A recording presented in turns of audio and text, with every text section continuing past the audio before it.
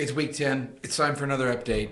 You know it is. And you also know I could really use a haircut. But that's not what we're talking about right now. What we're talking about right now is fantasy football. And it is a fantasy. It's not real, it's just a fantasy. Which is what I'm telling myself to console myself for my loss to Brutta Is, who I have to tell you, this guy's coming on. He's won four in a row. He's now in, well, technically third place, but he's one game behind Ruff the Passer in the Batman division, and he put a pretty good whipping on me. Brutta Is beat Flaming Homers 118 to 110.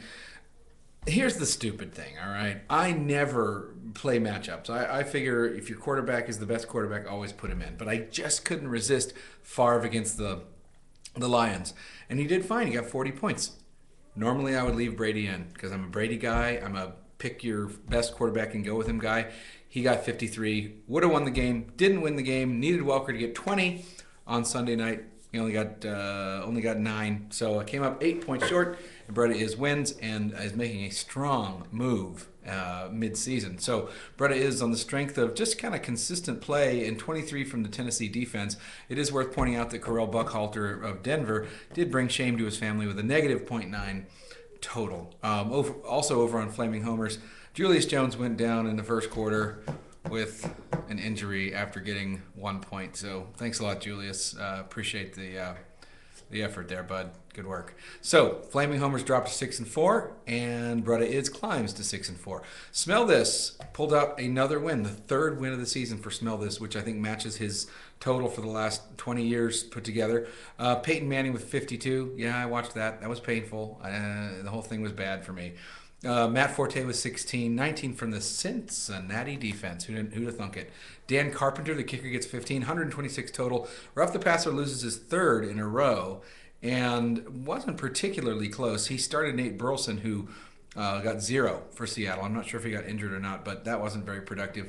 Cedric Benson only came up with 2.2, despite the fact that Cincinnati did win. Pittsburgh defense only got 7. LaDainian Tomlinson, a waiver wire pickup, I think, or maybe might have been a trade. 21 points. He seems to be back on pace, but it wasn't enough. 106 to 126. Smell This, 3-7. Ruff the Passer, 7-3. Who'd have thunk Smell This would win this game, but he did. Ruff the Passer's on a 3-game losing streak. I might have mentioned that. And now is just a game ahead of both Ghetto Superstar and Bretta Is, so he better get sharp. Let's see. Smack Attack 3 coming into the game at 2-7, playing DeBiz coming into the game at 5-4. But Smack Attack 3 won by 30 points. And I guess I have to say this one was not close. Phillip Rivers had a normal 35 for him. Steve Smith 15. Jamal Charles, the Larry Johnson pretender, with 17. 14 for Roy Williams. Who'd have thunk that? Baronis, as always, good, 13. Over on the other side, it just wasn't enough. 18 points from Frank Gore, who, by the way, I mean, he's not huge, but I was watching the game, and the guy is so fast and strong looking, it's crazy. Carnell Williams, 11 points. A Buccaneer that actually got some points. All together, 126 to 96. Smack Attack 3 hangs a loss on DeBiz. He goes 5-5. Smack Attack 3 is 3-7. I'm glad to see that nobody out there is quitting, even the guys that are pretty far back in the pack, so keep it up. Liam Neeson was going into the week with a record tie, a tie from a record point of view with Flaming Homers and You Betcha, but dropped a game to the Eye. The Eye has actually clawed his way back into this. He's now 5-5. Liam Neeson dropped on the strength of a 145 to 98 loss. Another blowout, pretty much, which we seem to be having a lot of this year. 20 points from MJD. So once again, week after week, the UCLA guy is Phil's big earner. And that's got to be galling. He got 2 from the Philly defense. 2. At least it's 2, Scored 98 points overall. Over on the other side, the Eye got a real consistent play. 24, 13, 30 from Randy Moss. That was a heck of a game. 19 from Joseph Dye, 17 from Ray Rice for 16, 18 from Liddell Betts, 13 from the New Orleans defense. All adds up to 145. That's a real solid game, and he ends up with a win. So that puts the Eye 2 games behind Ruff the Passer in the Batman division and drops Liam Neeson into a record tie with Flaming Homers for second, 1 game behind the You Betcha. for actual third. Let's see. Jolly Rogers, speaking of You Betcha, the Jolly Rogers have been on a little bit of an unjolly streak. Tommy went against my advice and played a chief. And let's see, did it pay off for him? Well, sort of. He got 6 points. It wasn't the worst thing he could ever do. The worst thing he could ever do was start Ben Roethlisberger, apparently because he only got 17 points in their loss to the Bengals. What kind of world is it that we live in where the Steelers are losing to the Bengals twice? I don't understand. But Reggie Wayne, as part of the Peyton Manning bonanza, got 24 points, 22 from Adrian Peterson. That's not a surprise. But only 4 from Pierre Thomas. A lot of 5s and 7s and 6s and things like that on Tommy's side. Over on You Betcha's side, Drew Brees got a human 30.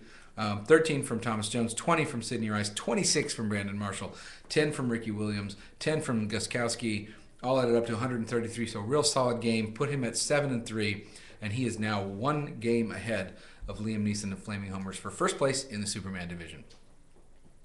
Our last matchup of the week features last year's. Let's see. Features this year's problem child, my own problem child, Jake McCarthy, the Invisible Cows, coming into the week 0-9, and there were real Detroit Lions / 1976 Tampa Bay Buccaneers like fears for this team not winning any games. But Jake fought on, and he got a win. Not only did he get a win, he got 165 points on the strength of 46 from Kurt Warner, 17 from Lee Evans, 20 from Jonathan Stewart, 15 from Fred Jackson, 10 from Mike Sims Walker, who he picked up on the waiver wire, 29 from the Baltimore defense. What's a batata? 29. Shutout. So 165 points. Ghetto had a great performance from Chris Johnson of the Titans, 35 points. That may be the highest running back total I can think of this year. If not, it's very close. 15 from Flacco. 12 from the Minnesota defense. It only added up to 93, and Jake is not going to go without a win this year. He's 1-9. Ghetto Superstar predicted that Jake would get his first win at his expense, and sure enough, he did. That drops him to 6-4. Invisible Cows go to 1-9.